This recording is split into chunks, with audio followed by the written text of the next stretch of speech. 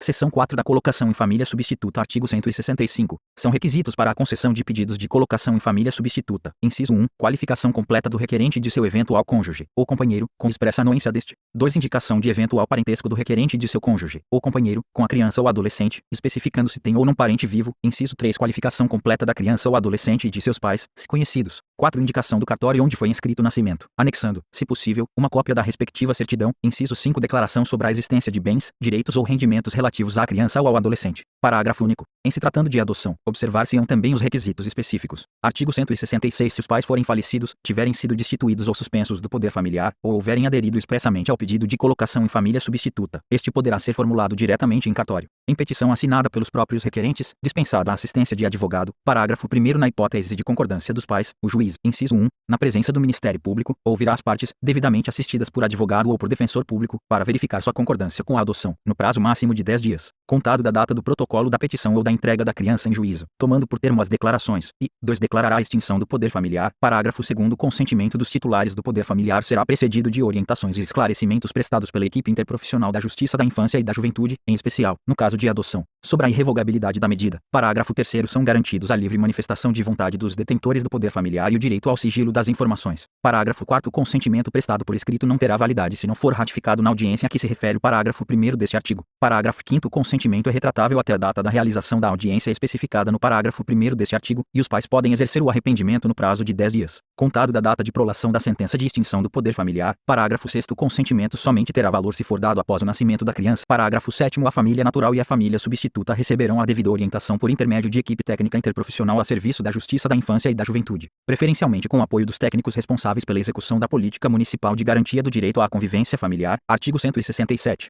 A autoridade judiciária, de ofício ou a requerimento das partes ou do Ministério Público, determinará a realização de estudo social ou, se possível, perícia por equipe interprofissional, decidindo sobre a concessão de guarda provisória, bem como, no caso de adoção, sobre o estágio de convivência. Parágrafo único. Deferida a concessão da guarda provisória ou do estágio de convivência, a criança ou adolescente será entregue ao interessado, mediante termo de responsabilidade. Artigo 168. Apresentado o relatório social ou o laudo pericial, e ouvida, sempre que possível, a criança ou adolescente, dar-se a vista dos autos ao Ministério Público, pelo prazo de 5 dias, decidindo a autoridade judiciária em igual prazo. Artigo 169. Nas hipóteses em que a destituição da tutela, a perda ou a suspensão do poder familiar constituir pressuposto lógico da medida principal de colocação em família substituta, será observado o procedimento contraditório previsto nas seções 2 e 3 deste capítulo. Parágrafo único. A perda ou a modificação da guarda poderá ser decretada nos mesmos autos do procedimento, observado o disposto no artigo 35. Artigo 170. Concedida a guarda ou a tutela, observar-se o disposto no artigo 32, e, quanto à adoção, o contido no artigo 47. Parágrafo único. A colocação de criança ou adolescente sob a guarda de pessoa inscrita em programa de acolhimento familiar será comunicada pela autoridade judiciária à entidade por este responsável no prazo máximo de 5 dias. Seção 5 da apuração de ato infracional atribuído a adolescente. Artigo 171. O adolescente apreendido por força de ordem judicial será, desde logo, encaminhado à autoridade judiciária.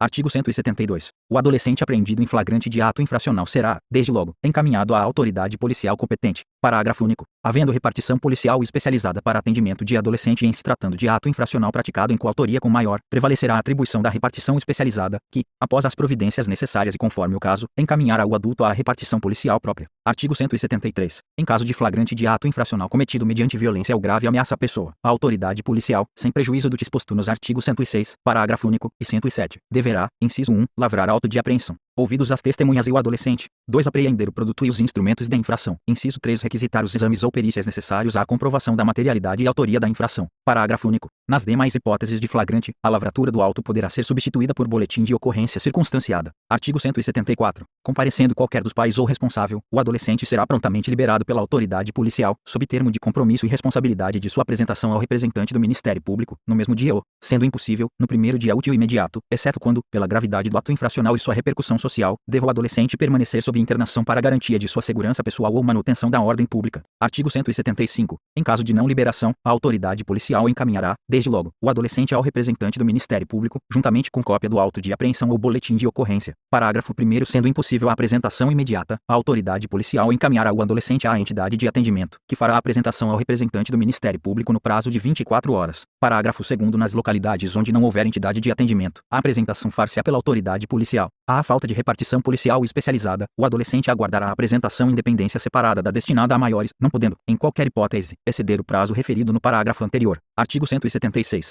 Sendo o adolescente liberado, a autoridade policial encaminhará imediatamente ao representante do Ministério Público cópia do auto de apreensão ou boletim de ocorrência. Artigo 177. Se, afastada a hipótese de flagrante, houver indícios de participação de adolescente na prática de ato infracional, a autoridade policial encaminhará ao representante do Ministério Público relatório das investigações e demais documentos. Artigo 178. O adolescente a quem se atribua a autoria de ato infracional não poderá ser conduzido ou transportado em compartimento fechado de veículo policial, em condições atentatórias à sua dignidade, ou que impliquem risco à sua integridade física ou mental, sob pena de responsabilidade. Artigo 179. Apresentado o adolescente, o representante do Ministério Público, no mesmo dia e à vista do auto de apreensão, boletim de ocorrência ou relatório policial, devidamente autuados pelo cartório judicial e com informação sobre os antecedentes do adolescente, procederá imediata e informalmente à sua oitiva e, em sendo possível, de seus pais ou responsável, vítima e testemunhas. Parágrafo único. Em caso de não apresentação, o representante do Ministério Público notificará os pais ou responsável para a apresentação do adolescente, podendo requisitar o concurso das polícias civil e militar. Artigo 180. Adotadas as providências a que alude o artigo anterior, o representante do Ministério Público poderá, inciso 1, promover o arquivamento dos autos. 2. Conceder a remissão. Inciso 3. Representar a autoridade judiciária para aplicação de medida socioeducativa. Artigo 181. Promovido o arquivamento dos autos ou concedida a remissão pelo representante do Ministério Público, mediante termo fundamentado, que conterá o resumo dos fatos, os autos serão conclusos à autoridade judiciária para homologação. Parágrafo 1º. Homologado o arquivamento ou a remissão, a autoridade judiciária determinará, conforme o caso, o cumprimento da medida. Parágrafo 2º. Discordando, a autoridade judiciária fará remessa dos autos ao Procurador-Geral de Justiça, mediante despacho fundamentado. Este oferecerá representação, designará outro membro do Ministério Público para apresentá-la,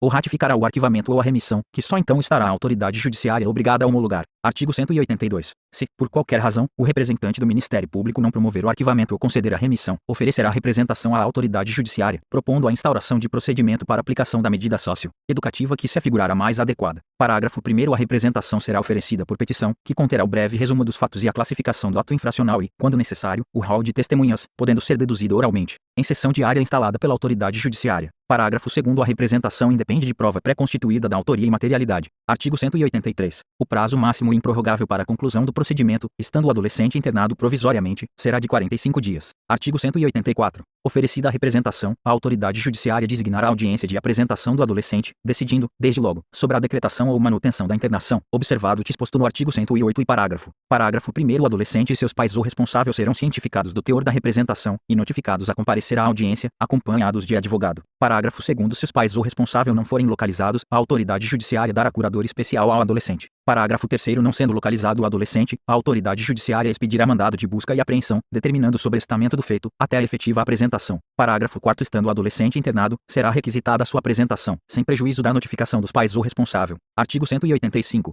A internação, decretada ou mantida pela autoridade judiciária, não poderá ser cumprida em estabelecimento prisional. Parágrafo 1º. Inexistindo na comarca entidade com as características definidas no artigo 123, o adolescente deverá ser imediatamente transferido para a localidade mais próxima. Parágrafo 2º. Sendo impossível a pronta transferência, o adolescente aguardará sua remoção em repartição policial, desde que em seção isolada dos adultos e com instalações apropriadas, não podendo ultrapassar o prazo máximo de 5 dias, sob pena de responsabilidade. Artigo 186. Comparecendo o adolescente, seus pais ou responsável, a autoridade judiciária procederá à oitiva dos mesmos, podendo solicitar opinião de profissional qualificado. Parágrafo 1º. Se a autoridade judiciária entender adequada a remissão, ouvirá o representante do Ministério Público, proferindo decisão. Parágrafo 2º. Sendo fato grave, passível de aplicação de medida de internação ou colocação em regime de semiliberdade, a autoridade judiciária, verificando que o adolescente não possui advogado constituído, nomeará defensor, designando, desde logo, audiência em continuação, podendo determinar a realização de diligências de estudo do caso. Parágrafo 3º. O advogado constituído ou defensor nomeado, no prazo de 3 dias contado da audiência de apresentação, oferecerá defesa prévia e rol de testemunhas. Parágrafo 4º. Na audiência em continuação, ouvidas as testemunhas arroladas na representação e na defesa prévia, cumpridas as diligências e juntado o relatório da equipe interprofissional,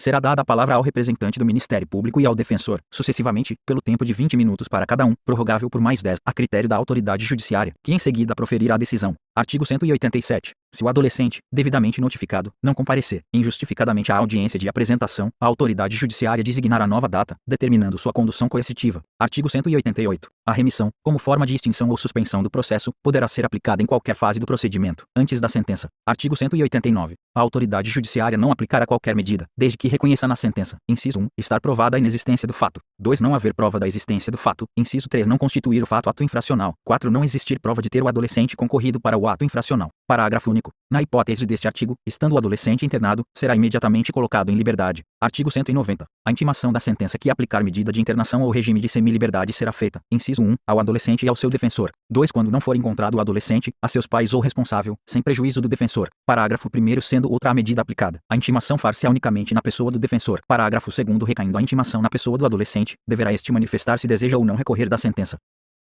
Da infiltração de agentes de polícia para a investigação de crimes contra a dignidade sexual de criança e de adolescente. Artigo 190-A. A infiltração de agentes de polícia na internet com o fim de investigar os crimes previstos nos artigos 240, 241, 241-A, 241-B, 241-C e 241-D desta lei nos artigos 154-A, 217-A, 218, 218-A e 218-B do Código Penal, obedecerá às seguintes regras. 1. Será precedida de autorização judicial devidamente circunstanciada e fundamentada, que estabelecerá os limites da infiltração para obtenção de prova, ouvido do Ministério Público. 2. Dar-se-á mediante requerimento do Ministério Público ou representação de delegado de polícia e conterá demonstração de sua necessidade, o alcance das tarefas dos policiais, os nomes ou apelidos das pessoas investigadas e, quando possível, os dados de conexão ou cadastrais que permitam a identificação dessas pessoas. 3. Não poderá exceder o prazo de 90 dias, sem prejuízo de eventuais renovações, desde que o total não exceda a 720 dias e seja demonstrada sua efetiva necessidade, a critério da autoridade judicial. Parágrafo 1º. A autoridade judicial e o Ministério Público poderão requisitar relatórios parciais da operação de infiltração antes do término do prazo de que trata o inciso 2 do parágrafo 1º deste artigo. Parágrafo 2º. Para efeitos do disposto no inciso 1 do parágrafo 1º deste artigo, consideram-se: 1. Dados de conexão, informações referentes à hora, data, início, término, duração, endereço de protocolo de internet, IP, utilizado e terminal de origem da conexão, e dados cadastrais,